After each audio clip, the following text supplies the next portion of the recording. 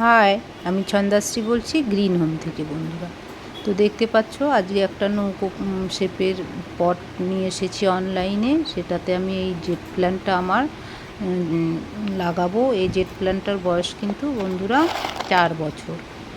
দেখো ইটের টুকরো, এগুলো কিছু নুড়ি পাথর, আর এটা কাঠকয়লা বা চারকোল, আর এটা বাগানের মাটি। এর সঙ্গে কিন্তু গোবর সার মিশিয়ে নিয়েছি। এর মধ্যে আমি বালি মাটি একটু অ্যাড করলাম, ঘর তৈরির বিল্ডিং তৈরির যে বালি মাটি। কারণ জেট প্ল্যান্ট ওয়েল ড্রেন মাটি পছন্দ করে, জল যেন গোড়ায় না দাঁড়িয়ে থাকে সেরকম মাটি। এই জন্যই কিন্তু বালির ভাগটা আমি বেশি দিয়ে দিলাম। চারকোলগুলো দিয়ে একসঙ্গে মাটিটা তৈরি করে নিলাম। কারণ দেখো এই ইটের টুকরোগুলো আমি এই পটের নিচের তলার অংশে দেবো। তার আগে এই ছিদ্রটা আমি একটি নুড়ি পাথর দিয়ে ঢেকে দিলাম। তারপর কিন্তু ইটের টুকরোগুলো দিয়ে দিচ্ছি। তাহলে কি হবে, গাছের গোড়ায় জল দাঁড়াবে না। ইটের টুকরোগুলো এই জন্যই দিচ্ছি।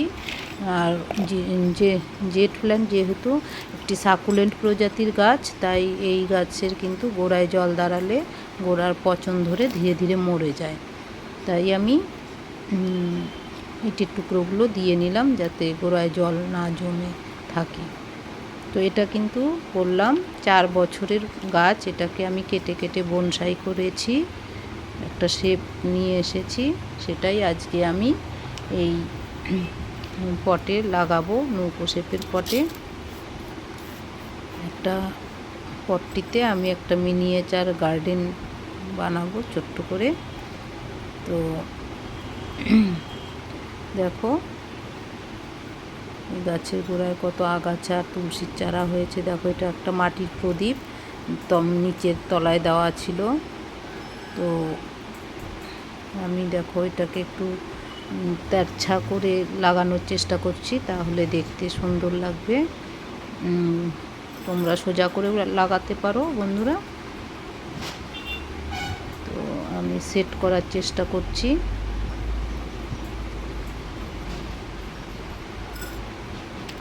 তো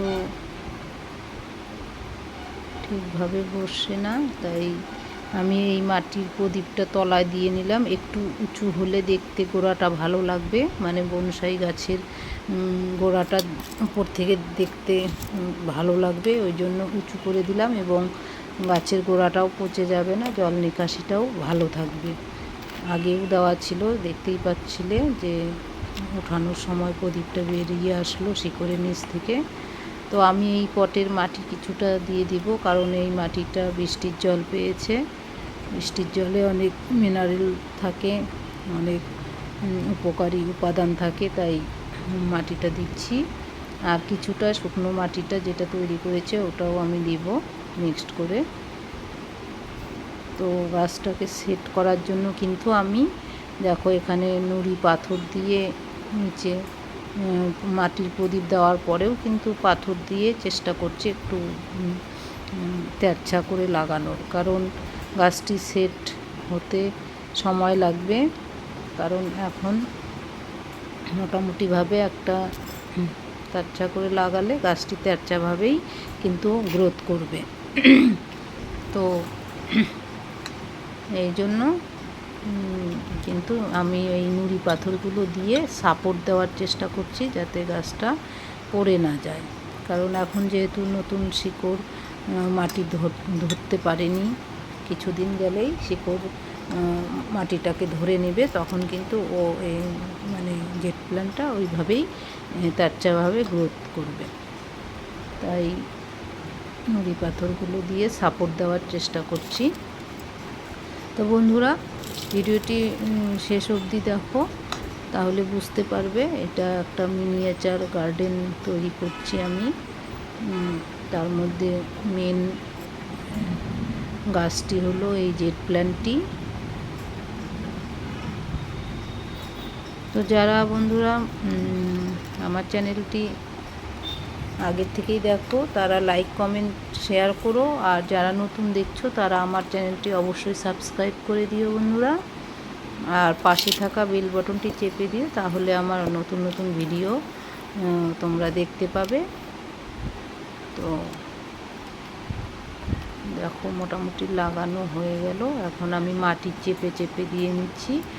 আর জেট প্ল্যান্ট যেহেতু সাকুলেন্ট প্রজাতির গাছ, এ কিন্তু রোদ ভালোবাসে, তাই মানে আমরা রোদ্রে রেখে দিব। লাগানোর পরে কয়েকদিন ছায়াযুক্ত জায়গায় রাখবো, তারপর কিন্তু রোদে রাখবো। তারপরে সেট হলে দেখো আমি এখন লাগানো হয়ে গেছে। একটা ছোট্ট গণেশ ঠাকুর আছে, সেটাকে গাছের তলায় বসিয়ে দেওয়ার চেষ্টা করছি।